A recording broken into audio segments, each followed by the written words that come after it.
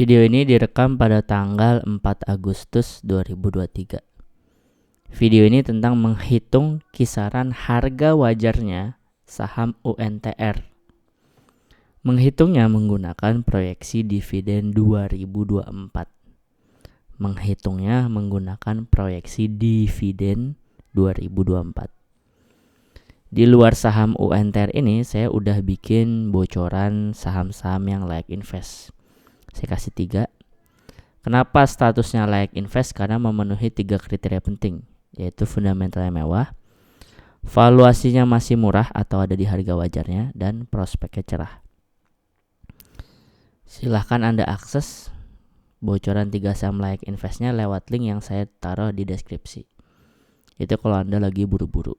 Kalau Anda lagi nyantai, download bocoran 3 saham layak investnya nanti aja setelah nonton video ini sampai selesai.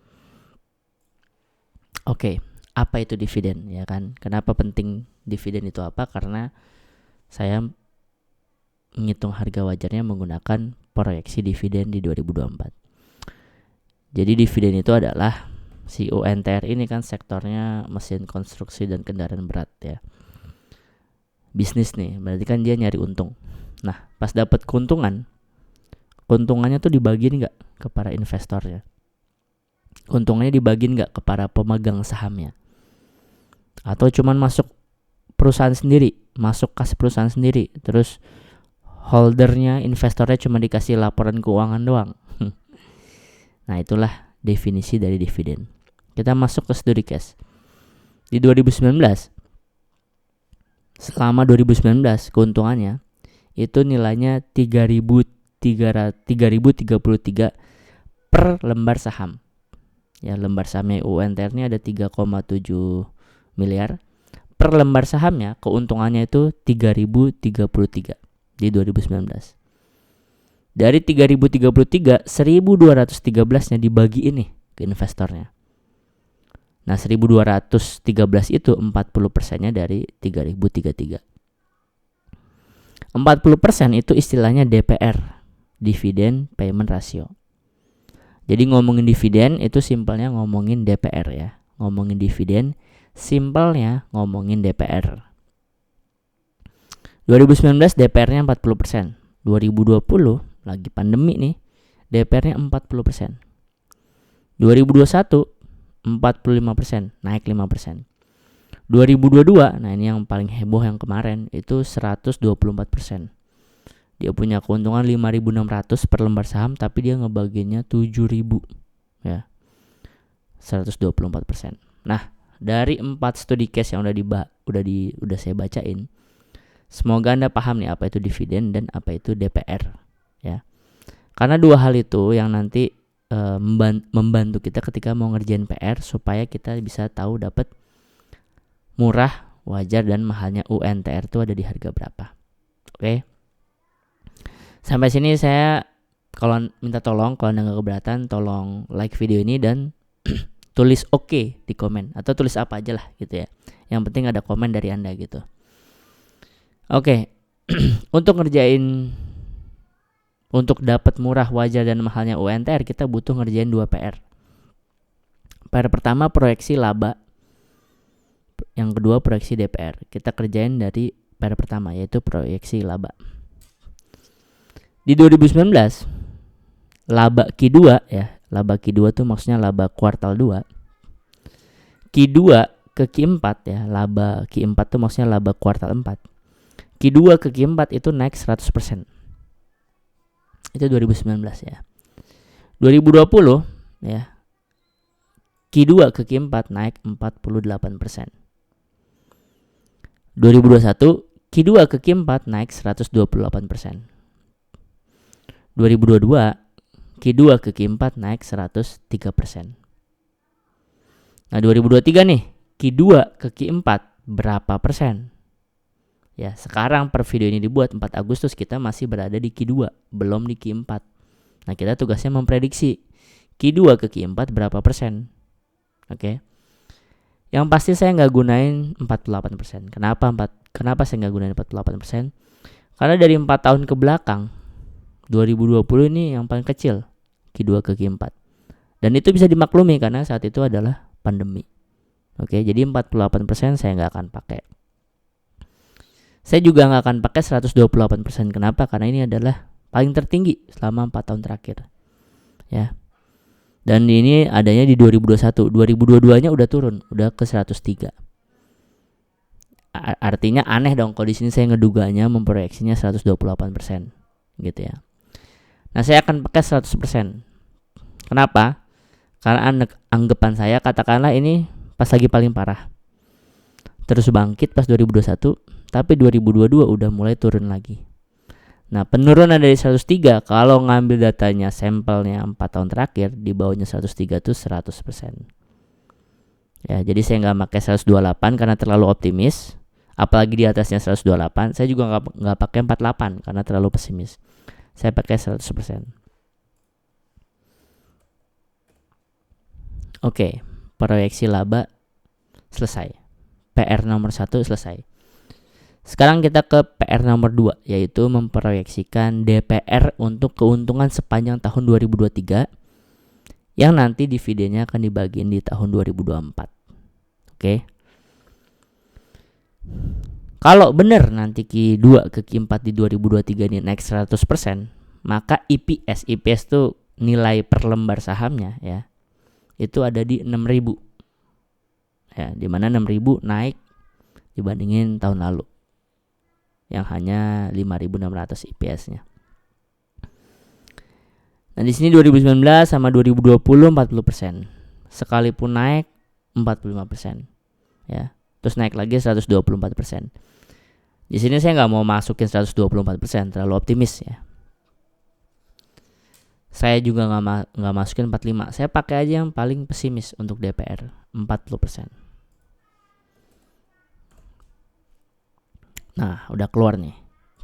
Jika benar terjadi Q2, Q4 naik 100% dan DPR untuk keuntungan 2023 akan sebesar 40%, maka harga murahnya UNTR itu ada di 2.400. Atau per video ini dibuat, UNTR yang sedang berada di 2.703.25 itu udah kelewat 12% dari harga murahnya. Itu harga murahnya. Harga wajarnya ada di 36%.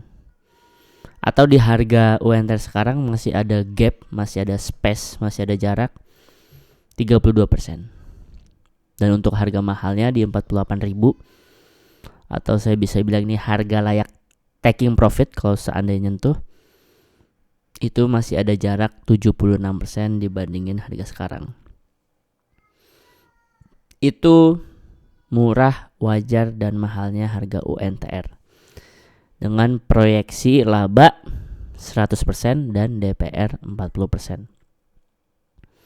Yang saya suka dari UNTR ini adalah misal labanya Q2 ke Q4 enggak 100%, ternyata lebih rendah nih ya, ternyata lebih rendah daripada 100%. Yang nggak tahu gitu rendahnya berapa, intinya di bawah 100%. Dan saya mau pakai 48%. Anggapannya ini Q2 ke Q4-nya pas zamannya pandemi nih ya. Jadi 48% tuh udah paling pesimis banget gitu ya. Nah, saya pakai nih 48%. Katakanlah gitu ya. Maka harga wajarnya UNTR ada di 26.000 ya. Atau di harga 27.000 sekarang itu baru kelewat 2% dari harga wajarnya. Harga wajar itu maksudnya harga wajar dibeli gitu ya. Nah, ini baru kelewat 2%. Jadi dengan anggapan Q2 ke Q4 yang cuma naik 48%, di mana 48%-nya adalah kenaikan pas lagi Q2 ke Q4 yang pas pandemi gitu ya. Itu UNTR sekarang per video ini dibuat itu masih baru kelewat 2% ya. Katakanlah bener nih ya 48%, bener nih 48% ya, yang mana hampir nggak mungkin gitu ya menurut saya, karena kan sekarang nggak lagi pandemi.